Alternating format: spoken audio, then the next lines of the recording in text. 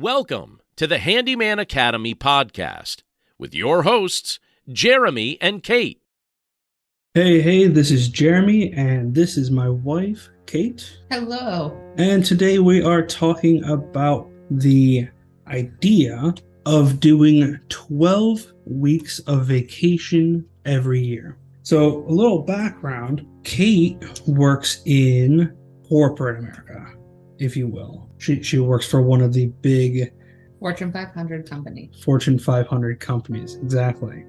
And how much vacation do you get? 25 days. About 25. Give or take 25 days. Now, we have yet to actually put this practice in for our handyman business. Cait works on the finance side of the handyman business that I run.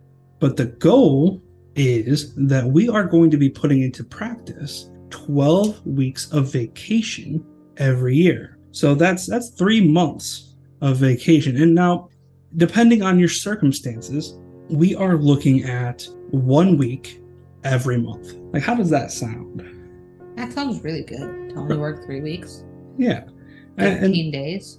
And then that last week, or whatever week you decide to do it on, you can go out of town. You can, spend time with the family.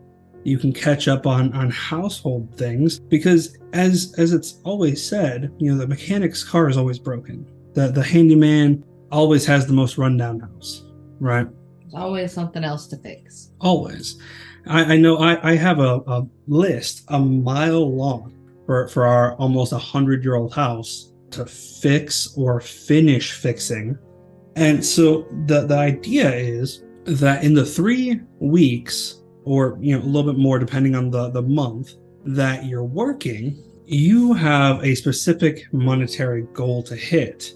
And so let's say, for example, that you need to hit $50,000 every year. That's the bare minimum that you want to do. Okay, so if you're taking 12 weeks off, that leaves you with 40 weeks to hit that $50,000. Now, you might be wondering, well, how am I going to hit $50,000 in 40 weeks? It seems like a pretty tall order, right? It definitely feels like it. Okay, but what if I told you that $50,000 divided by 40 weeks is $1,250 a week? I'll say that's definitely more than an entry-level job with a Fortune 500 company. So if you're able to achieve that in your business, you're definitely above the minimum level of what a standard employee can do. Absolutely. So I'm going to go ahead and pull up my calculator real quick, just because I'm not good with the quick math. But if you need to make $1,250 every week, then you work 40 hours. Okay, well, that just means that you need to charge your clients $31.25 an hour. Now, the more we get into the nitty-gritty, the more I hope it shows you that this is not only doable, but it is really actually super feasible. Many people, to try and get $31 an hour, they're going for major degrees, major skill levels. As an employee, you're looking at high-skilled tradesmen or executive-level positions. Absolutely. So I'll put this out here that a entry-level, just starting out handyman can easily, and I mean easily, charge your customer $50 an hour. I can see that. Yeah, without getting too much into our own personal handyman business and what we charge, $50 is on the super low end. This is, you're getting in their house, you're doing work, and you're building that trust. But as you go along, you're going to charge more. As you gain a reputation and start getting word of mouth, you're going to be able to charge a premium. You're looking at, anywhere from $75 an hour all the way up to probably $150 an hour, as long as you have that track record and you're having referrals. So at the very base minimum, starting out, you can put this 12-week vacation into practice.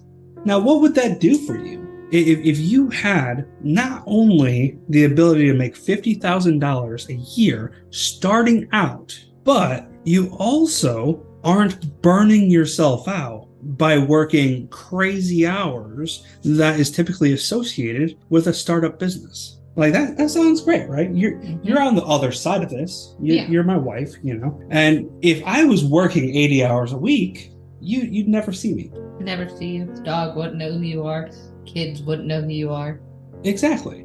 You'd be going to work before your kids get up and off to school. You'd be coming home, probably after dinner time. They've already eaten and they're probably winding down for the day, and you're tired.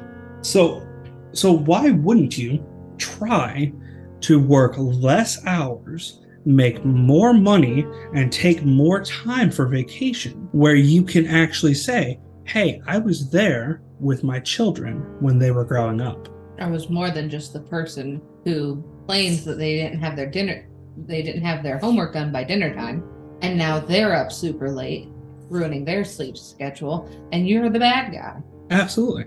And that's what we're really working for here.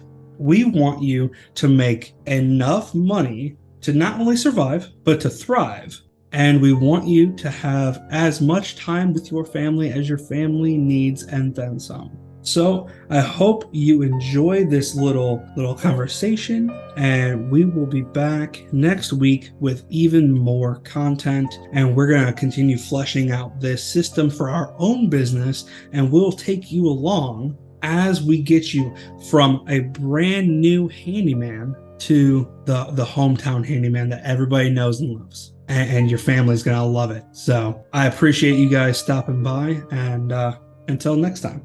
See you then.